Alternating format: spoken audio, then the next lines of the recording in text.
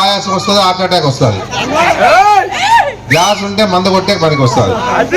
అంతేగాని ఏ దానికి కూడా మన ఫ్యాన్ సాటి కాదు.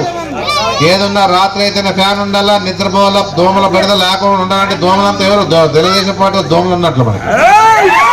దోమల బెడద లేకుండా ఫ్యాన్ వేసుకుంటే ప్రశాంతంగా నిద్రపోతాం మనమంతా.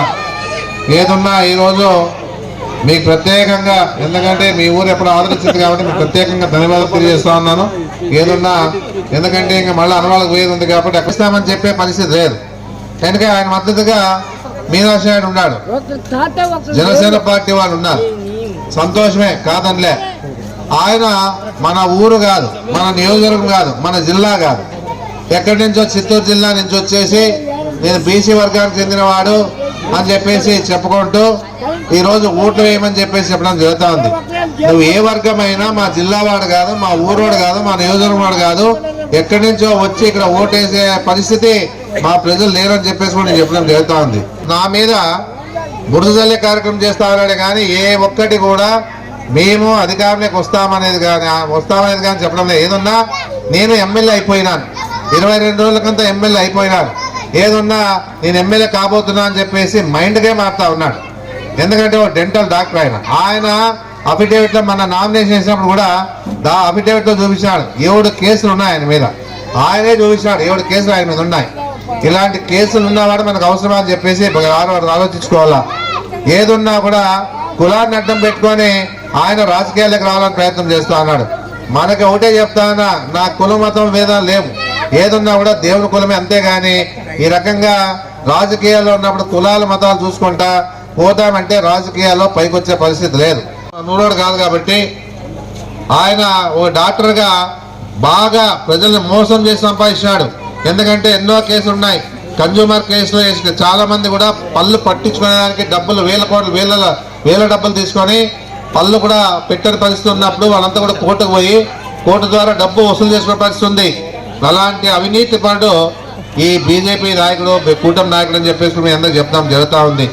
ఇవన్నీ కూడా గమనించుకోండి. నేను చెప్పేది అబద్ధాలు కాదు, ఉన్న నిజాలే మాట్లాడతాం. వాళ్ళ మాదిరిగా అబద్ధాలు చెప్పే పరిస్థితి లేదు. ఏదున్నా ఆయన ఆలోచన విధానం కూడా బాగాలేవు. ఏదున్నా ఎన్నో బ్రాంచ్లు ఓపెన్ చేశాడు, ఆ బ్రాంచ్ల్లోనే పరిస్థితి ఏమంటే ఆయన అలవాట్లు బాగలేవు. ఇంక అంతకంటే ఏమి ఎక్కువ చెప్పలేను. ఎందుకంటే అన్ని అలవాట్లు కూడా మంచి అలవాట్లు లేవు ఆయనకి. ఏదున్నా అలాంటి వాడు మనకు అవసరం లేదు. ఏదున్నా కూడా అందుబాటులో ఉంటూ మీకు మీకు అన్ని రకాలుగా అందుబాటులో ఉండేవాడుగా మూడు సార్లు ఎమ్మెల్యేగా అయినా అంటే మీరు ఏ విధంగా మీరు ఆలోచన చేస్తారో నాకు అర్థమైపోయింది. ఈయనకి రాజకీయం తెలియదు, ప్రజలంటే ఏమో తెలియదు, ప్రభుత్వం అంటే ఏమో తెలియదు, ఏ విధంగా పరిపాలించాలో తెలియదు, ఏం చెప్పాలో తెలియదు. ఇలాంటి వ్యక్తి మనకు అవసరం లేదు. దయచేసి ఎక్కడో ఉన్నవాడిని మనం తీసుకొచ్చి ఇక్కడ ఓటేసే అవసరం లేదు.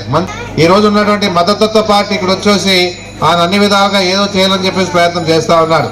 ఎందుకంటే విభజించి పాలించాలా, హిందువులు ముస్లింస్ అన్ని సపరేట్ చేసేసి ఏదో రకంగా ఓట్లు తడుకోవాలని ప్రయత్నం చేస్తా ఉన్నారు.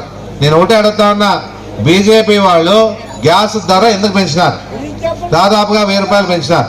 పెట్రోల్ ధర ఎందుకు పెంచినారు? రోజుకు పెట్రోల్ ధర పెంచుకుంటూ వచ్చారు. వాళ్ళ పేదోడు సామాన్యుడు మోటార్ సైకిల్ తోలరాదా? పేదోడు గ్యాస్ మీద వండుకోరాదా? ఇవన్నీ కూడా మోడీ గారికి తెలీదా? ఈ క్యాండిడేట్కి తెలీదా? ఏదున్నా కూడా ఇవన్నీ పెరిగినాయంటే ఏమవుతా అంటే నిత్యావసర సరుకులన్నీ కూడా పెరిగిపోతాయి బాగా. ఏదున్నా ఇవన్నీ కూడా భారం పడిందంటే అన్ని పెరిగినప్పుడు మిగతా ధరలు కూడా పెరిగిపోతాయి. ఈ రోజు సెంట్రల్ వాళ్ళు ఇంతమంది మన రైతులంతా కూడా ఆందోళన మిరప వేశారు. దాదాపుగా 35,000 40,000 ఎప్పుడు కూడా రేట్ ఉండే పరిస్థితి. ఈరోజు అదే సెంట్రల్ గవర్నమెంట్ మోడీ గారు ఎక్స్పోర్ట్ బంద్ చేశాడు. మళ్ళీ ఎక్స్పోర్ట్ బంద్ చేస్తే ఈరోజు 12,000కి వచ్చింది. వాళ్ళ రైతులు ఇంత కష్టపడి మిరప పండించి బ్యాడికి మిరప పంపించి అమ్ముకునే దానికి కూడా లేని పరిస్థితి ఈరోజు ఉంది. అందుకే ఎలక్షన్లు అయిన వెంటనే జగన్మోహన్ రెడ్డి గారు దృష్టి తీసిపోయి ఏదున్నా కూడా మీకు గిట్టుబాటు ధర కలిగించే విధంగా కూడా ప్రయత్నం చేస్తామని చెప్పేసి చెప్పడం జరుగుతూ ఉంది. ఏదున్నా జగన్మోహన్ రెడ్డి గారు చేసిన కార్యక్రమాల్లో రైతుల పరంగా కూడా సచివాలయాలు ఏర్పాటు చేసి విత్తనాలు ఇస్తా ఉన్నాడు, ఎరువులు ఇస్తా ఉన్నాడు, పెస్టిసైడ్స్ ఇస్తా ఉన్నాడు, అన్ని రకాలుగా గిట్టుబాటు ధర ఇస్తా ఉన్నాడు. గిట్టుబాటు ధరకి తగ్గినా కూడా గిట్టుబాటు ధర ఇస్తా ఉన్నాడు. పంట నష్టపరిహారం ఇస్తా ఉన్నాడు, క్రాప్ ఇన్సూరెన్స్ ఇస్తా ఉన్నాడు, ఇన్పుట్ సబ్సిడీలు ఇస్తా ఉన్నాడు. ఈ రకంగా రైతుల పరంగా కూడా సపోర్ట్ చేస్తూ నిలబడినటువంటి వ్యక్తి జగన్మోహన్ రెడ్డి రాష్ట్ర తర్వాత అని చెప్పేసి చెప్పడం జరుగుతుంది. అందుకే ఏదున్నా కూడా ఇవన్నీ ఈ రోజు మీరంతా గుర్తుపెట్టుకొని ఎన్ని మాటలు ఎన్ని ఎవరేవి చెప్పినా ఏదున్నా కూడా ఈర్ష్య ద్వేషం ఉన్న వాళ్ళు ఎన్నో రకాలు చెప్తా ఉంటారు. ప్రతి వారు ఆలోచిస్తా ఉన్నారు. ఇప్పుడు గతంలో మాదిరిగా ఓటేంటి వేసే పరిస్థితిలో లేరు. ఎవరైతే చేయగలుగుతా ఉన్నారో వాళ్ళకి మద్దతు ఇచ్చే పరిస్థితి ఈ రాష్ట్రంలో ఉందని చెప్పేసి నేను చెప్పడం జరుగుతా ఉంది.